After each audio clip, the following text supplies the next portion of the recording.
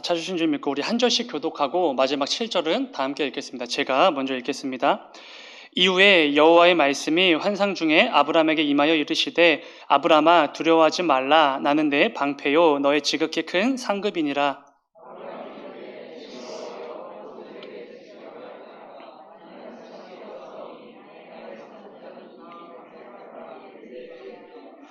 아브람이 또 이르되 주께서 내게 씨를 주지 아니하셨으니 내 집에서 길린 자가 내 상속자가 될 것이니이다.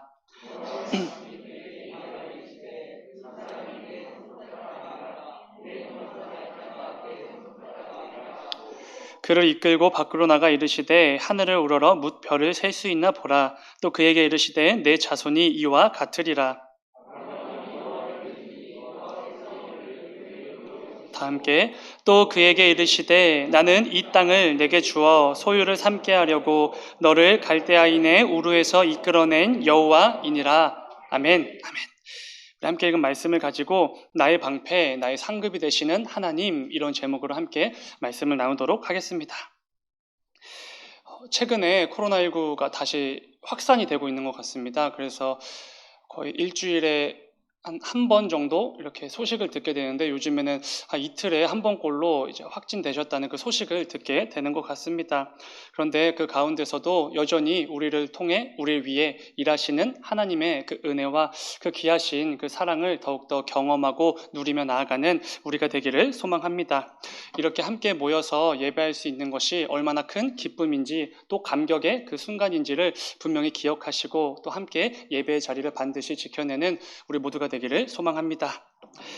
우리는 매 예배 때마다 사도신경을 고백하고 또 예배를 시작하게 됩니다. 그때 이렇게 고백을 합니다. 하나님 아버지를 내가 믿사오며, 물론 기도회 때는 고백하지 않았지만 주일과 그리고 새벽 예배 때 이렇게 보통 사도신경으로 고백을 하게 됩니다. 그렇다면 우리가 하나님을 믿는다라고 고백할 때 그 믿는다는 것은 어떤 의미인가, 이 부분에 대해서 함께 고민해 보려고 합니다. 우리 사람은 참으로 의심이 많은 존재입니다. 그래서 누군가 나에게 이 잘못된 행동이 아니라 친절을 베푼다고 해도 일단 의심부터 하고 보게 됩니다. 그럼에도 우리는 하나님을 조금 도 의심하지 않고 하나님을 믿습니다, 이렇게 고백을 하는 사람들입니다. 하이델베르크 신앙고백서를 보면은 이런 문답의 고백이 있습니다. 그 가운데 26문을 보시면 26문, 하나님 아버지를 내가 믿습니다 라고 고백할 때 당신은 무엇을 믿습니까? 이게 질문입니다. 하나님을 향해 믿음의 고백을 하는 저와 여러분은 무엇에 대해서 믿음을 고백하십니까? 이런 질문입니다. 그에 대한 답이 굉장히 길게 이어지는데 마지막 그 결론 부분을 보면은 이런 단문으로 마무리가 됩니다. 제 26문에 대한 답. 하나님은 전능하시기 때문에 능히 모든 것이 가능하시고 신실하신 아버지이시기 때문입니다. 그래서 하나님을 믿는다고 고백합니다. 이런 내용입니다. 그렇습니다. 우리가 하나님을 믿는다고 고백할 때 그때 우리가 믿는 것은 저와 여러분이 이 성경 말씀을 통해 우리에게 계시된 그 전능하신 하나님, 신실하신 하나님에 대해서 고백을 하게 되는 것입니다. 그런데 여러분, 이런 생각을 해 보시기 바랍니다. 우리가 믿는 하나님이 만약 전능하지도 않으시고 전능하신 분이 아니시고 신실하신 분이 아니시다라고 한번 생각해 보시기 바랍니다. 그럼 어떻게 되겠습니까? 간단하지요. 우리는 하나님을 믿을 수가 없습니다. 믿을 수 없다기보다는 믿을 이유가 애초에 없는 것이지요. 그런데 이 부분을 뒤집어서 생각해 보시면은 굉장히 귀한 은혜가 됩니다. 왜냐하면 이 부분을 좀 뒤집어서 생각해 보면은 우리는 하나님을 믿을 수밖에 없구나, 이런 고백이 터져 나오기 때문입니다. 그리고 우리가 이 땅을 살아갈 때에 하나님을 믿어야 할 이유가 넘쳐나는구나 라는 이 묵상이 되기 때문에 굉장히 큰 은혜가 됩니다. 왜냐하면 우리가 믿는 하나님은 너무나도 다행히 그리고 당연히도 전능하신 창조주가 되시고 모든 것에 있어서 신실하신 하나님이시기 때문입니다. 우리가 살아가는 세상은 하나님처럼 여겨지는, 그러니까 전능해 보이고 신실해 보이는 우상들이 넘쳐나는 세상이라고 할 수 있습니다. 왜 그렇습니까? 뭔가 나를 위해 뭐든지 해줄 것만 같고 내가 원하는 것을 다 얻게 해줄 것만 같은 그런 영역들이 참으로 많기 때문입니다. 대표적으로 우리에게는 돈이라는 우상이 있지요. 돈은 이미 이 세상의 하나님이 되어버렸습니다. 돈이 있으면 모든 것이 다 가능한 세상이 되어버렸지요. 우리가 흔히 맘모니즘이라고 부르는 것처럼 돈은 이미 이 세상의 하나님이 되어버렸습니다. 그러나 너무나 당연하게도 그리고 너무나 다행히도 돈은 전능하지 않습니다. 그리고 신실하지도 않지요. 그렇기에 이 돈이라는 것은 절대로 우리의 하나님이 될 수 없습니다. 그저 우상에 불과한 것이지요. 그럼에도 우리는 이 돈과 같은 수많은 우상들을 섬기며 하루하루 살아가게 됩니다. 이사야서 말씀을 보면은 우리가 이렇게 매일같이 행하고 있는 우상 숭배가 얼마나 어리석고 무지한 것인지를 잘 말해줍니다. 그 내용을 보면 이런 내용입니다. 어떤 무지한 사람들이 나무를 깎아서 열심히 우상을 만들게 됩니다. 그리고 그 우상을 하나님처럼 여기며 경배도 하지요. 우상을 위해 제사도 드리고 제물도 구별하여 바칩니다. 자신의 인생을 우상을 위해 허비하게 되는 것이지요. 그런데 재밌는 것은 그 우상을 깎아서 만들고 남은 그 나무로는 뭘 하지요? 이 추위를 이겨내기 위해 땔감으로 씁니다. 고작 땔감으로 쓰이는 그 나무를 하나님으로 여기며 숭배하는 것입니다. 이게 바로 우상 숭배의 현실이지요. 너무나 어리석고 무지합니다. 그런데 이 말씀을 읽다 보면은 당연히 이런 질문이 들게 됩니다. 이 어리석고 무지한 자들과 나의 삶은 얼마나 다른가? 이런 질문이지요. 우리가 만일 돈이나 여러 우상들을 마치 하나님처럼 여기며 그것을 신뢰하고 믿고 의지하고 있다면 우리가 바로 그 어리석고 무지한 자들인 것입니다. 오늘은 말씀을 통해 우리의 참 하나님이 되실 만한 유일하신 분에 대해서 함께 나누어 보려고 합니다. 사랑하는 여러분, 결론부터 말씀드리면 우리의 하나님이 되시는 분은 당연히 여호와 하나님 한 분뿐입니다. 오늘 말씀을 통해 유일하게 전능하시고 또 유일하게 신실하신 우리의 참 신이 되어주시는 하나님을 함께 말씀을 통해 나누어 보도록 하겠습니다. 오늘 본문은 하나님께서 아브라함을 찾아오셔서 계속해서 반복해서 약속을 해주시는 그런 본문입니다. 본문을 읽을 때 느끼셨겠지만 이르시되 이 문장이 계속해서 반복되는 것을 보셨을 것입니다. 여호와의 말씀이 아브라함에게 임하여 이르시되 그에게 임하여 이르시되 또 그에게 이르시되 이것은 히브리어로 아마르라는 단어인데 말하다라는 의미의 기본적인 단어입니다. 그런데 이 단어의 어근을 따라가다 보면은 약속하다라는 의미의 단어라고 합니다. 그리고 우리가 오늘 함께 읽은 이 본문의 문맥상 이 여기서 말하는 이 이르시다라는 단어는 당연히 약속하다라는 의미로 사용되었을 것입니다. 그러니까 오늘 본문에서 하나님께서는 아브람이라는 사람에게 반복해서 약속해 주시고 또 약속해 주셨다라는 것입니다. 그런데 하나님께서 무엇을 약속해 주셨습니까? 본문 5절을 보면 이렇습니다. 그를 이끌고 밖으로 나가 이르시되 하늘을 우러러 뭇별을 셀 수 있나 보라. 또 그에게 이르시되 내 자손이 이와 같으리라. 아멘. 하나님께서 아브라함에게 너의 자손이 밤 하늘의 별들처럼 많아지게 될 것이다. 이런 약속을 주신 것입니다. 엄청난 자손의 복을 주시겠다고 약속해 주신 것이지요. 참으로 이 아브라함 입장에서는 황홀하고 기쁨과 감격에 겨운 말씀일 것입니다. 너의 자손이 밤하늘의 별처럼 많아질 것이다. 그런데 하나님께서 이런 약속을 주신 이유가 무엇입니까? 오늘 본문 1절은 이렇게 시작합니다. 이후에 여호와의 말씀이 환상 중에 아브라함에게 임하여 이르시되 아브라함아 두려워하지 말라. 나는 내 방패요 너의 지극히 큰 상급이니라. 아멘. 아브라함에게 두려워하지 말라고 말씀하십니다. 이 말은 곧 오늘 본문 이전에 아브라함에게는 어떤 두려움, 어떤 어려움 이런 부분이 있었다는 것입니다. 그 두려움이 무엇입니까? 우리가 잘 아는 것처럼 자손이 없었다라는 그 사실에 대한 두려움입니다. 당시 아브라함 시대에는 자손이 곧 복처럼 여겨지던 시대입니다. 자손이 많으면 신으로부터 복을 많이 받은 사람인 것이고 자손이 없거나 적으면 복을 못 받거나 적게 받은 이렇게 취급이 되는 시대입니다. 우리가 잘 알다시피 아브라함에게는 자손이 없었지요. 그래서 아브라함에게는 이 자식이 없다라는 그 사실이 큰 아픔이었고 두려움이었습니다. 그래서 하나님께서는 자손에 대한 복을 주실 것이라고 오늘 본문에서 약속을 하신 것입니다. 그런데 아브라함아 두려워하지 말라라고 말씀하시는 그 하나님을 향한 아브라함의 반응이 별로 좋지 않은 것을 보게 됩니다. 본문 2절과 3절입니다. 아브라함이 이르되 주 여호와여 무엇을 내게 주시려 하나이까? 나는 자식이 없사오니 나의 상속자는 이 다메섹 사람 엘리에셀이니이다. 아브라함이 또 이르되 주께서 내게 씨를 주지 아니하셨으니 내 집에서 길린 자가 내 상속자가 될 것이니이다. 아멘. 아브라함이 살짝 삐진 것처럼 보이기도 합니다. 뭔가 우리가 아는 그 믿음의 조상 아브라함처럼 잘 안 보이는 것 같기도 하죠. 하나님께서 자손 때문에 두려워하는 아브라함에게 두려워하지 말라 이렇게 엄청난 약속의 말씀을 해 주셨는데, 그럼에도 아브라함은 나는 자손이 없으니 엘리에셀이라는 사람에게 내 상속자가 되게 하겠습니다, 이런 반응을 보이는 것입니다. 그러면서 이렇게 말을 하지요. 하나님께서 내게 씨를 안 주셨기 때문에 그래서 엘리에셀이라는 자가 내 상속자가 될 것입니다. 마치 따지듯이 묻고 있습니다. 하나님 탓을 하면서 자기를 통해 태어난 자손이 아니라 전혀 엉뚱한 사람을 통해 자신의 대가 계속해서 이어질 것이라고 말하고 있는 것입니다. 그런데 사실 아브라함이 이렇게 말할 만한 충분한 이유가 있습니다. 그러니까 하나님을 원망하고 하나님께 따질 만한 그럴듯한 이유가 있다는 것이지요. 우리가 잘 아는 것처럼 하나님께서 이미 몇 번이나 아브라함에게 이 자식의 복을 주겠다고 말씀해 주셨기 때문입니다. 그런데 여전히 자식이 없는 것이지요. 창세기 12장 2절 말씀을 보면은 하나님께서 이런 말씀을 이미 해 주셨습니다. 내가 너로 큰 민족을 이루고 내게 복을 주어 내 이름을 창대하게 하리니 너는 복이 될지라. 아멘. 분명히 큰 민족을 이룬다고 약속해 주셨습니다. 그런데 여전히 아브라함에게는 자손이 없었습니다. 그리고 이어지는 13장에서도 하나님은 이런 약속을 주셨지요. 땅에 티끌처럼 무수히 많은 자손들이 태어날 것이다. 너를 통해 이어질 것이다. 분명히 약속해 주셨습니다. 그런데 여전히 이 아브라함에게는 자손이 없었고 자손이 생길 만한 그 어떤 징조도 없었습니다.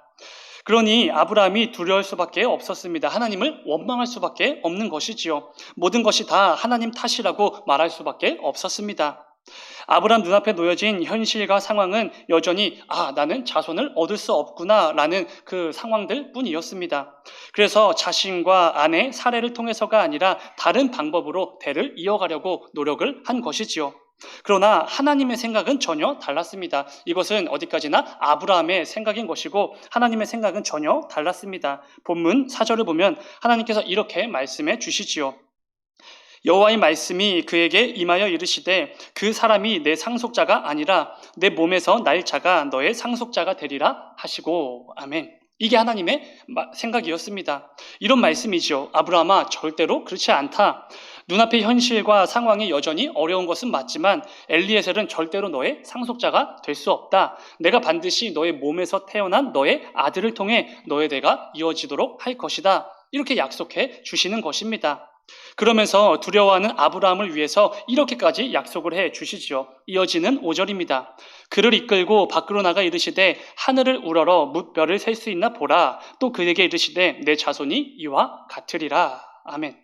두려워하지 말아라. 내가 반드시 너의 자손들이 저 하늘의 수많은 별들처럼 많아지게 해 줄 것이다. 이렇게 놀라운 자손의 복에 대한 약속을 다시 한번 확인시켜 주고 계십니다. 그런데 놀라운 것은 똑같은 상황이고 똑같은 약속을 받은 아브라함이지만 아브라함의 반응이 전혀 달라졌다는 것입니다. 본문 6절입니다. 아브라함이 여호와를 믿으니 여호와께서 이를 그의 의로 여기시고. 아멘. 똑같은 상황, 똑같은 약속을 받았지만 아브라함의 반응은 전혀 달라졌습니다. 아브라함이 하나님을 믿었다. 이렇게 말씀해 주시지요. 그런데 이게 놀라운 이유는 아브라함이 하나님을 믿을 만한 이유가 여전히 없기 때문에 그렇습니다. 자손의 복을 주실 것이라는 약속은 이미 수차례 받았습니다. 그런데 여전히 아브라함 눈앞의 현실과 주어진 상황은 동일했지요. 여전히 두려워할 만한 상황이었습니다. 여전히 아브라함과 사레는 나이가 많았고 자손을 낳을 것이라는 그 어떤 징조도 없었습니다. 달라진 것은 아무것도 없지요. 그런데 어떻게 아브라함이 하나님을 믿게 되었는가, 이 부분이 참으로 궁금합니다. 저는 이 부분을 이렇게 묵상했습니다. 오늘 본문에 담겨진 이 사건, 이 내용을 통하여서 아브라함이 비로소 하나님을 온전히 신뢰하기 시작했구나, 이런 묵상입니다. 아브라함의 눈앞의 현실과 상황들로 인해 하나님을 신뢰하기 너무나 힘든 상황인 것은 여전했습니다. 분명했지요. 그럼에도 하나님이 이제는 마땅히 신뢰할 만한 분이심을 아브라함이 깨닫게 된 것입니다. 여러분 한번 생각해 보시기 바랍니다.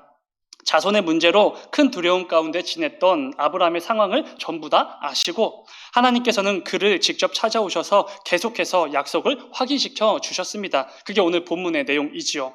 그런데 아브라함 입장에서 그런 하나님을 어떻게 신뢰하지 않을 수가 있겠습니까? 두려워하는 아브라함을 위해 이르시되 또 이르시되 약속해 주시되 또다시 약속해 주시되 그 하나님을 어떻게 믿지 않을 수가 있겠습니까? 내가 뭐라고 한낱 피조물에 불과한 자인데 나를 직접 찾아오시고 나의 두려움을 걷어내 주시기 위해 거듭 약속을 확인시켜 주시는 분, 그 하나님을 경험한 아브라함은 눈앞의 현실과 상황은 여전히 어려웠지만 이제는 그 하나님을 믿지 않을 수가 없었던 것입니다. 신뢰할 수밖에 없게 된 것이지요. 본문 1절을 다시 한번 읽겠습니다. 이후에 여호와의 말씀이 환상 중에 아브라함에게 임하여 이르시되 아브라함아 두려워하지 말라. 나는 내 방패요 너의 지극히 큰 상급이니라. 하나님께서 직접 찾아오셔서 이렇게 말씀해 주신 것입니다. 두려워하지 말라. 나는 너의 방패라. 나는 너의 지극히 큰 상급이라. 이런 하나님을 어떻게 신뢰하지 않을 수가 있냐는 것입니다. 이 하나님이 계시는데 눈앞의 문제와 어려움들이 더 이상 뭐가 두렵겠냐는 것이지요.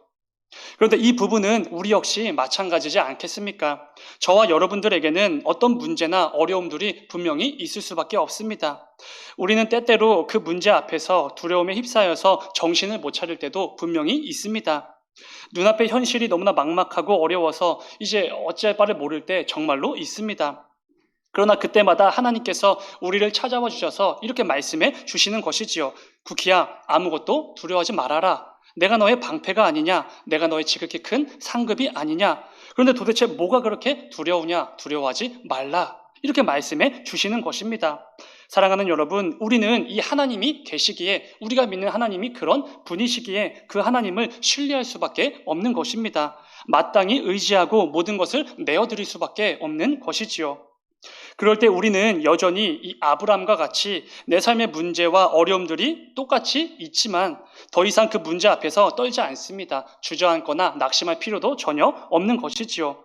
오히려 나의 방패, 나의 상급이 되어주시는 그 하나님을 더욱 의지하고 내 삶의 자리에서 더욱더 담대하게 나아가게 되는 것입니다. 이게 바로 믿음이지 않겠습니까? 모든 문제와 어려움들로부터 나를 보호하시는 방패가 되어주시고 나의 큰 상급이 되어주시는 그 하나님이 분명히 계시기에, 그리고 그분은 전능하시고 신실하신 분이시기에 우리는 더 이상 무엇도 두려워할 필요가 없는 것입니다. 사랑하는 여러분, 전능하시고 신실하신 하나님이 나의 방패가 되시고 나의 상급이 되신다. 이 약속의 말씀이 얼마나 귀한지 절대로 잊지 마시길 바랍니다. 잠언서 말씀을 보면은 이렇게 말씀해 주십니다. 잠언 30장 5절 말씀. 하나님의 말씀은 다 순전하며 하나님은 그를 의지하는 자의 방패시니라. 아멘. 읽기만 해도 굉장히 힘이 되는 말씀인 것 같습니다. 하나님의 약속을 신뢰함으로 끝까지 의지하며 나아가는 자들에게는 하나님께서 반드시 그들의 방패가 되어주신다. 이렇게 약속해 주십니다. 우리에게 전능하신 하나님이라는 방패가 있다는 사실 절대로 잊지 마시기 바랍니다. 두려워 말라. 내가 너의 방패가 되리라. 이 말씀을 붙드시고 어떤 상황에서도 늘 하나님을 의지하고 신뢰하는 우리 모두가 되기를 주님의 이름으로 축원을 드립니다. 또한 본문에서 사용된 이 상급이라는 단어를 좀 잠시 살펴보고 말씀을 맺도록 하겠습니다. 하나님께서 아브라함에게 내가 너의 지극히 큰 상급이다 이렇게 말씀해 주신 것처럼 우리에게도 구키야 내가 너의 큰 상급이다 이렇게 말씀해 주십니다. 이 상급이라는 단어는 사카르라는 히브리어 단어입니다. 이것은 일한 것에 대한 정당한 대가라는 의미의 단어입니다. 보수, 보상, 상금 이런 의미이지요. 이러한 점에서 하나님이 아브라함의 큰 상급이 되어주신다는 것은 이런 의미지 않겠습니까? 하나님을 믿고 따르며 끝까지 신뢰하고 의지하는 자들에게 그에 마땅한 보수, 보상을 지급해 주시는 하나님, 이런 말씀이지 않겠습니까? 그런데 여러분 잘 생각해 보시면 우리가 살아가는 이 세상은 일한 것에 대한 정당한 임금을 지급하지 않는 고용주들이 얼마나 많은지 모릅니다. 근데 중요한 것이 무엇이죠? 하나님은 그런 분이 아니라는 것입니다. 우리 하나님은 우리의 그 수고와 우리의 그 헌신에 알맞는 어쩌면 그 이상의 마땅한 보수를 주시는 분이라는 것입니다. 신실하신 분이시기에 하나님을 따르고 의지하는 자들에게는 반드시 그에 합당한 마땅한 보상을 주신다는 것입니다.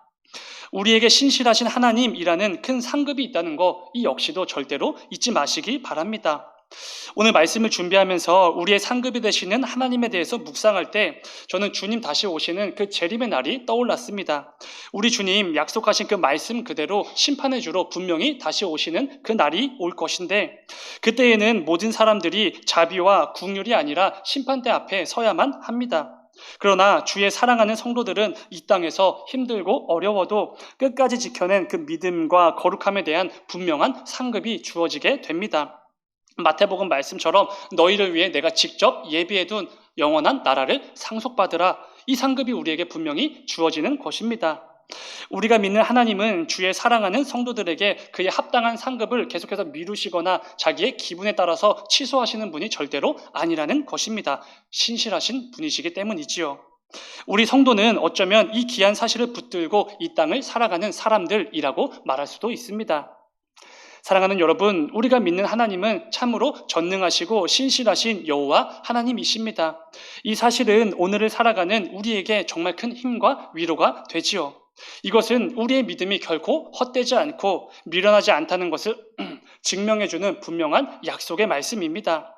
오늘 말씀을 꼭 기억하시고 우리에게 주어진 삶 속에서 나의 방패가 되어주시는 그 전능하신 하나님을 충분히 경험하고 나의 상급이 되어주시는 신실하신 하나님을 넘치도록 누리는 우리 모두가 되기를 주님의 이름으로 축원을 드립니다. 말씀 맺도록 하겠습니다. 믿음은 나를 지키시고 보호하시고 끝까지 나를 사랑해 주시는 그 하나님께서 내 삶 가운데 언제나 신실하게 나를 위해 일하시는구나, 이 약속을 신뢰하는 것이라고 말할 수 있습니다. 그런데 문제는 하나님은 여전히 신실하신데 우리가 신실하지 않다는 것입니다. 연약한 우리가 늘 문제이지요. 하나님을 끝까지 신뢰하는 게 너무나 어렵다는 것입니다. 어렵고 때로는 눈앞의 현실과 어려움으로 인해 불가능하구나 이렇게 느껴질 때도 분명히 있습니다. 그러나 우리가 기억해야 될 것은 우리의 현실과 상황은 하나님을 신뢰하는 게 마치 불가능한 것처럼 착각하게 만들지만, 신실하신 하나님은 자신이 정하신 때에 가장 알맞은 방법으로 일하신다는 것입니다. 하박국 말씀을 보면은 하박국 선지자의 호소로 시작이 되지 않습니까? 온 세상이 죄악으로 가득하고 패역함과 부정함으로만 가득한 그런 세상이었습니다. 악인은 계속해서 승승장구하고 의인들은 악인들에 의해 억압과 고통만을 당할 뿐입니다. 그 어디에서도 정의는 실현되지 않고 악인들의 강포만 가득할 뿐이지요. 그때 하박국 선지자가 이렇게 호소하며 말씀이 시작됩니다. 하나님, 도대체 정의가 어디 있습니까? 의인을 보호하신다는 그 하나님은 도대체 어디에 계십니까? 아무리 외쳐도 주께서는 우리를 구원할 생각조차 없으신 것 같습니다. 정의가 전혀 시행되지 않고 있는 악한 세상입니다. 악인들이 의인들을 집어삼키고 있는데 어찌하여 하나님은 잠잠하십니까? 이런 호소로 시작되는 것이지요. 하박국 선지자 눈앞에 펼쳐진 현실은 정말로 암담하고 비참했을 것입니다. 도저히 정의가 없고 하나님의 공의가 선포될 기미조차 없는 그런 시대였습니다. 그래서 하나님께 따지듯이 호소한 것이지요. 그러나 하나님께서는 그 하박국 선지자에게 이렇게 말씀해 주십니다. 2장 3절 말씀. 이 묵시는 정한 때가 있나니 그 종말이 속히 이르겠고 결코 거짓되지 아니하리라. 비록 더딜지라도 기다리라. 지체되지 않고 반드시 응하리라. 아멘. 하나님께서 정하신 때에 하나님께서 정하신 방법으로 반드시 일하실 것임을 약속해 주셨습니다. 비록 눈앞의 현실은 하나님의 약속을 기다릴 수 없고 신뢰할 수 없을 것 같지만, 그럼에도 하나님의 때는 반드시 오기에 참고 기다리라고 말씀하시는 것입니다. 그러면서 우리가 잘 아는 아주 유명한 구절이 등장합니다. 이어지는 4절 말씀 우리 다 함께 읽겠습니다. 시작. 보라, 그의 마음은 교만하며 그 속에서 정직하지 못하나 의인은 그의 믿음으로 말미암아 살리라. 아멘. 의인은 그의 믿음으로 말미암아 살리라. 이게 무슨 말씀이겠습니까? 눈앞의 현실과 어려움들 앞에서, 그리고 미래가 불확실하고 굉장히 암담한 상황에서도 절대로 낙심하거나 넘어질 필요가 없다는 것입니다. 왜 그렇습니까? 하나님은 마치 침묵하시고 외면하시는 그런 분처럼 보이지만 실제로는 절대로 그렇지 않기 때문입니다. 단지 하나님께서 정하신 때가 이르지 않았을 뿐이지요. 그러나 하나님은 자신을 따르고 신뢰하는 자들에게 분명히 약속해 주셨습니다. 비록 더디게 느껴질지라도 지체되지 않고 반드시 응하리라. 우리 성도들은 어쩌면 기다림의 달인들일지도 모르겠습니다. 참고 인내하고 또 참고 또 인내하고 또 기다리는 사람들, 그게 바로 우리 성도들입니다. 왜냐하면 하나님께서는 모든 약속에 대하여 신실하신 분이시기에 또 우리의 필요를 아시고 우리를 위해 반드시 일하시는 분이심을 우리가 분명히 믿기에 그 하나님을 믿고 끝까지 신뢰하며 기다리고 또 기다리는 사람들이기 때문입니다. 이것이 바로 의인은 믿음으로 말미암아 살리라, 이 말씀의 의미이지 않겠습니까? 사랑하는 여러분, 우리는 눈앞에 놓인 어떤 어려움이나 문제가 있다고 하여도 당연히 두려워할 필요가 없습니다. 걱정과 근심으로 하루하루를 절망으로 보낼 필요도 없습니다. 우리의 방패가 되시고 상급이 되시는 전능하시고 신실하신 하나님이 우리의 믿음의 대상이 되어 주셨기 때문입니다. 아브라함에게 약속을 확인시켜 주시며 두려워하지 말라, 너의 방패와 상급이 내가 되어주겠다라고 약속해 주신 그 하나님이 저와 여러분의 하나님이 되심을 기억하며 우리에게 주어진 삶 가운데 낙심하고 넘어지고 패배자처럼 살아가는 것이 아니라 늘 담대함으로 승리하며 나아가는 저와 여러분이 되기를 주님의 이름으로 축원을 드립니다. 잠시 기도하겠습니다. 사랑하는 주님, 감사합니다. 아버지, 우리가 이 땅을 살아갈 때